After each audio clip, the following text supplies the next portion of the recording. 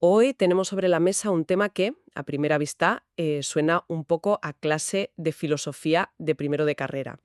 El derecho natural, Sí, es un concepto que impone un poco la verdad. totalmente. Pero que nadie se asuste, porque vamos a desmontar esa idea de inmediato.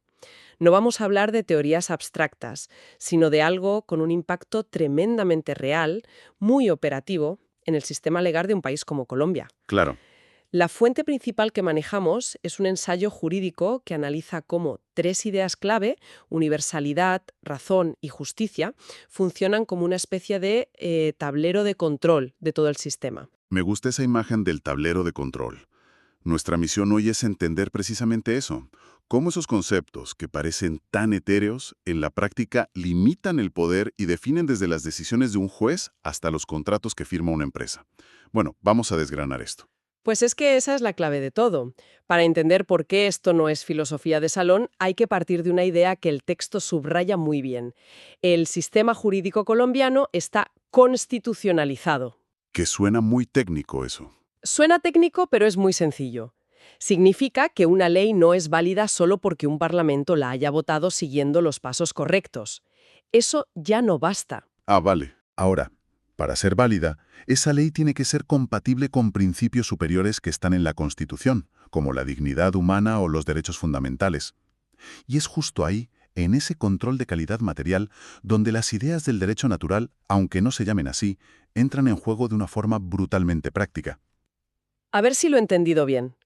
O sea que la Constitución de Colombia, la del 91, de alguna manera como que absorbió estas grandes ideas y las convirtió en reglas del juego. Exacto. Pero, ¿cómo se conecta algo que viene, no sé, de los griegos y de la filosofía medieval con un documento tan moderno y tan político? La fuente que analizamos lo describe como un puente entre la moral pública de una sociedad y la ley escrita. Sí, es un puente.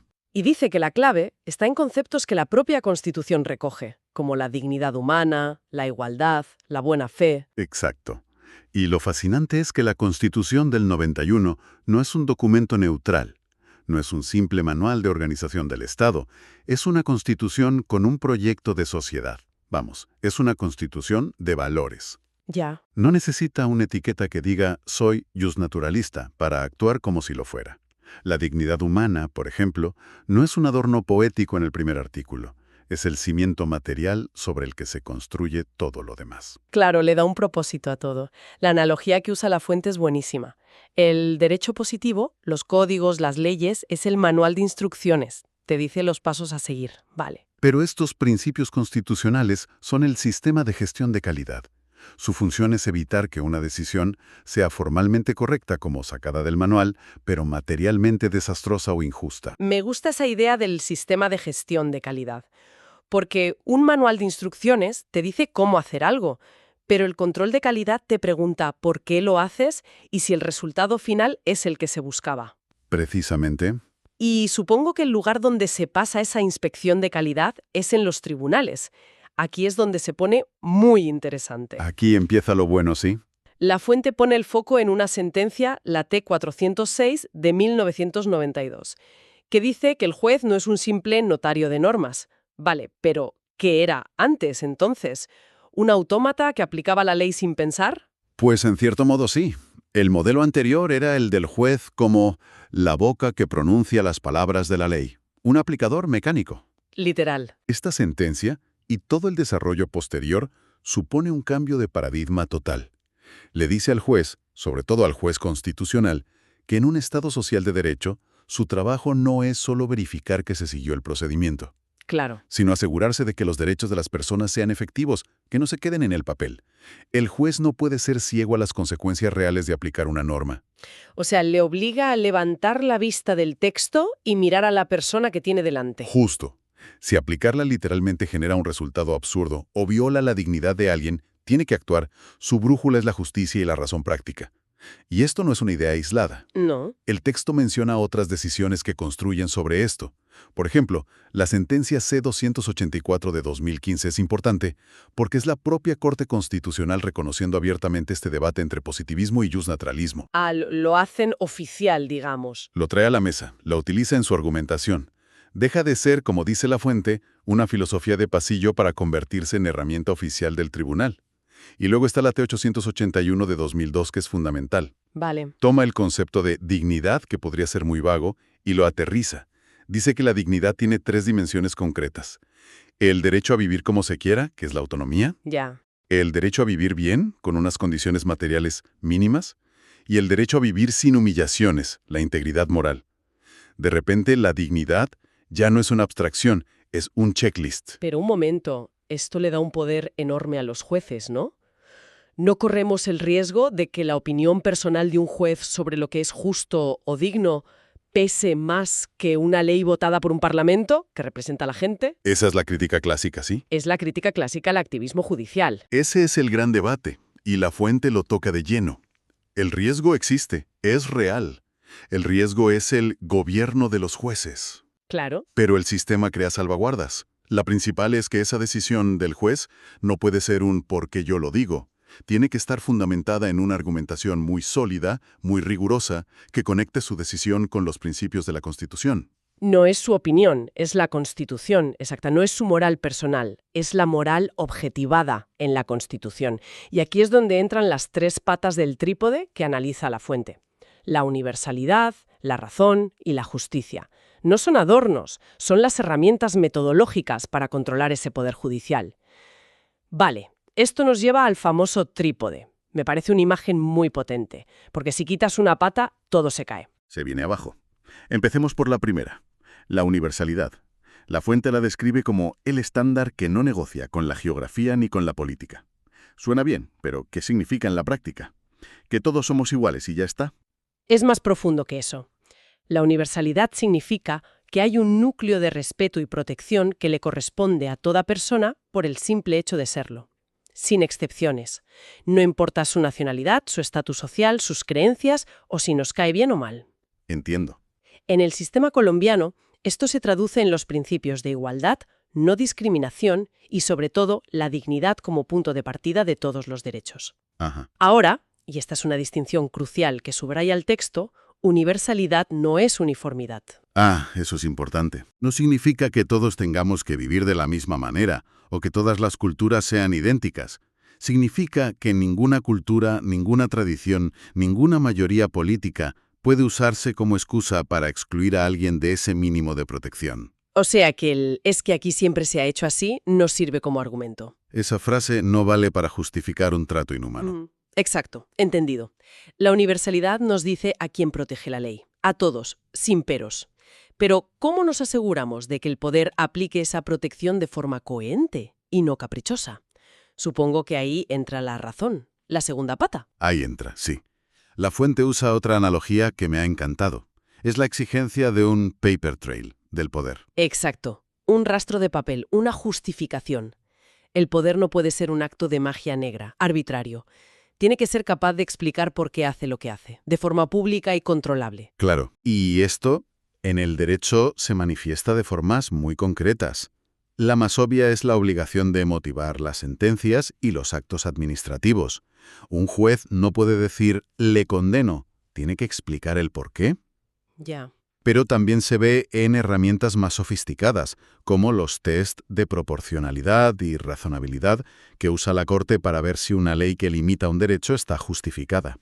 Pero volviendo al riesgo que comentábamos antes, ¿no podría un juez usar la razón como una excusa? Es decir, anular una ley no porque sea inconstitucional, sino simplemente porque a él, personalmente, otra solución le parece más razonable. Ese es precisamente el peligro que advierte la fuente. La razonabilidad no puede ser un cheque en blanco para la subjetividad del juez. Importante que existan metodologías argumentativas rigurosas y aceptadas. El test de proporcionalidad, por ejemplo, obliga al juez a seguir una serie de pasos muy definidos. Analizar si la medida es idónea, si es necesaria, si es proporcional en sentido estricto. Es como un corsé para el argumento. Es un corsé metodológico, sí. Disciplina el juicio del juez y lo hace controlable por otros. La razón, bien entendida, es un límite al poder, incluido el poder del propio juez. Vale. Tenemos universalidad, ¿para quién? Y razón, ¿cómo? Y eso nos deja en la última pata, y quizá la más importante, la justicia. La metáfora del texto aquí es que es el KPI final del derecho, el indicador clave de rendimiento. El examen final, sí. Porque sin un resultado que apunte a la justicia, todo lo demás es un trámite bien hecho para producir un resultado dañino. Aquí quiero plantear un caso práctico. Adelante. Imaginemos una empresa que despide a un trabajador. Legalmente, el procedimiento es impecable. Carta de despido, preaviso, indemnización. El manual de instrucciones se ha seguido al pie de la letra. Formalmente correcto. Pero todo el mundo sabe que es una excusa para quitarse de en medio a alguien por su orientación sexual.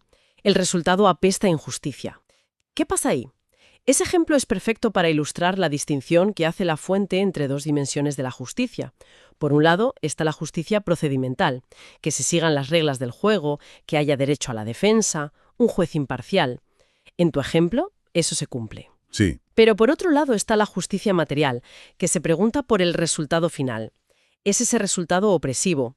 ¿Perpetúa una discriminación? ¿Es indigno? Ya. En tu ejemplo, un juez que aplique el sistema de gestión de calidad de la Constitución podría decir: sí, el procedimiento formal se ha cumplido, pero el motivo real de este despido es discriminatorio y viola la dignidad del trabajador. Por lo tanto, es nulo. La justicia material actúa como un correctivo. Claro, pero esto abre un melón importante. Si empezamos a corregir decisiones formalmente válidas en nombre de una justicia material, ¿dónde ponemos el límite? Podríamos acabar en un caos donde nada es seguro. Esa es la gran tensión. La fuente habla de un choque entre la justicia y la seguridad jurídica. Es la tensión estructural del derecho, el dilema eterno. La justicia pide corregir errores. La seguridad jurídica pide estabilidad y que las reglas sean predecibles. Un sistema que lo corrige todo el tiempo, se vuelve caótico. Nadie sabría a qué atenerse. Exacto. Pero un sistema que nunca corrige nada, en nombre de la estabilidad, acaba petrificando las injusticias. El análisis de la fuente sugiere que la clave está en el equilibrio, en una gestión inteligente del precedente judicial, por ejemplo. Vale. Las reglas deben ser estables, pero cuando se demuestra con una argumentación muy robusta que una regla está generando una injusticia sistemática, debe poder cambiarse. No es un equilibrio fácil, es la tarea diaria de los tribunales. Vale. Hemos hablado de jueces, de la Constitución, de principios, pero bajémoslo a tierra.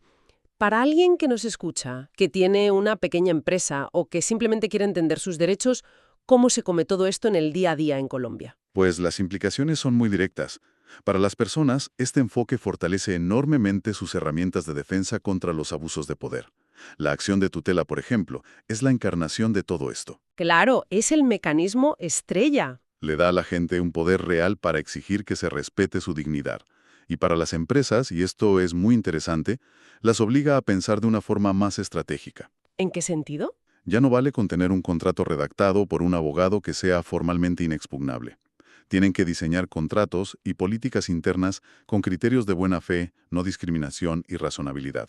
Ah, claro, porque si no lo hacen se exponen a lo que la fuente llama cláusulas bomba, cláusulas que parecen inofensivas en el papel, pero que al ser aplicadas, un juez puede declarar abusivas, generando litigios costosos y crisis de reputación. O sea que aplicar estos principios no es solo una cuestión de ética o de ser buena gente, sino que se convierte en una herramienta de gestión de riesgos legales. Exactamente. Es una estrategia empresarial inteligente para evitar problemas en el futuro. Es puro pragmatismo.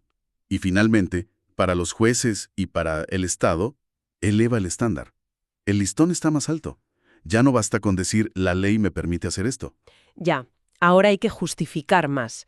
Ahora la pregunta es, sí, la ley se lo permite, pero ¿es esta acción razonable? ¿Es proporcional? ¿Respeta los derechos fundamentales? El control sobre el poder se vuelve mucho más profundo. En resumen, y para cerrar la idea central, lo que nos dice la fuente es que en la práctica jurídica colombiana el derecho natural no es una teoría lejana. Para nada. Es un estándar de control de calidad real integrado en la Constitución. El trípode funciona en la práctica. La universalidad define a quién se protege. La razón define cómo se justifican las decisiones. Y la justicia define para qué existe todo el sistema. Y si conectamos esto con una visión más amplia, lo que es fascinante es que estas tres características no son solo para juristas. En realidad, son los criterios de legitimidad de cualquier sistema de poder, ya sea político o económico. Claro, trasciende lo puramente legal. La exigencia de que las reglas se apliquen a todos por igual de que las decisiones se puedan justificar públicamente y de que el sistema persiga un fin justo. Esa es, en esencia, la base de un Estado de Derecho y de una sociedad democrática que funcione. Y para dejar una última idea en el aire, inspirada en la fuente, si pensamos que el derecho positivo, las leyes y los códigos son las líneas de código de un gran programa informático, me gusta esa analogía. Ujú. Y que la Constitución son las especificaciones de lo que ese programa debe hacer, podríamos decir que estos principios de razón y justicia son una especie de sentido común del programador, un sentido común esencial para revisar el código y evitar que el sistema, al final, se colapse por sus propias contradicciones internas o acabe produciendo resultados monstruosos.